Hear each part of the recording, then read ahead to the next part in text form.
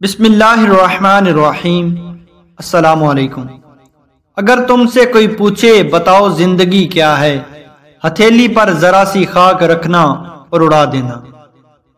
ناظرین، پرانے زمانے میں بنی اسرائیل کا ایک بادشاہ تھا جو کافر ہونے کے ساتھ ساتھ بہت ظالم بھی تھا، جو لوگوں کو خنزیر کا گوشت کھانے پر مجبور کرتا تھا، اور جو آدمی انکار کرتا تو اسے سخت سزا دے کر ہلاک کروا دیتا۔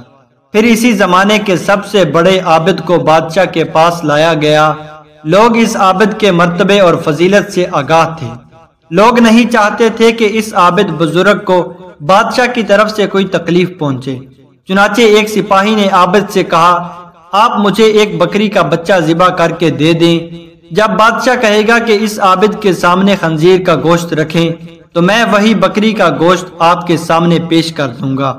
بادشاہ یہ سمجھے گا کہ آپ نے اس کی خواہش کے مطابق خنزیر کا گوشت کھا لیا، اور اس طرح آپ بھی ہلاکت سے محفوظ رہیں گے۔ عابد نے بکری کا بچہ ذبح کر کے اس کا گوشت سپاہی کو دے دیا۔ پھر عابد کو بادشاہ کے سامنے لایا گیا تو بادشاہ نے حکم دیا کہ خنزیر کا گوشت لایا جائے۔ منصوبے کے مطابق تو اسی سپاہی نے بکری کا گوشت عابد کو پیش کیا۔ بادشاہ نے کہا، میرے سامنے خنزیر کا گوشت کھاؤ۔ عابد نے کہا، میں ہرگز نہیں کھاؤں گا۔ یہ سن کر سپاہی نے اشارے سے بتایا کہ وہی بکرے کا گوشت ہے جو آپ نے دیا تھا، آپ بلا جھجک کھا لیں۔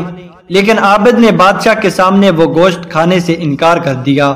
ظالم بادشاہ نے سپاہیوں کو حکم دیا کہ اسے قتل کر دو۔ جب عابد کو قتل کے لیے لے جانے لگے تو وہی سپاہی قریب آیا اور کہا، آپ نے گوشت کیوں نہ کھایا؟ باخدا یہ وہی گوشت تھا جو آپ نے دیا تھا۔ عابد نے کہا، ایسی کوئی بات نہیں، بلکہ میں اس بات سے ڈر گیا تھا کہ لوگ میری وجہ سے فتنہ میں مبتلا ہو جائیں گے، کیونکہ جب بھی کسی کو خنزیر کا گوشت کھانے پر مجبور کیا جائے گا تو لوگ کہیں گے کہ فلاں عابد شخص نے بھی تو مجبور ہو کر حرام کا گوشت کھا لیا تھا، لہٰذا ہم بھی کھا لیتے ہیں۔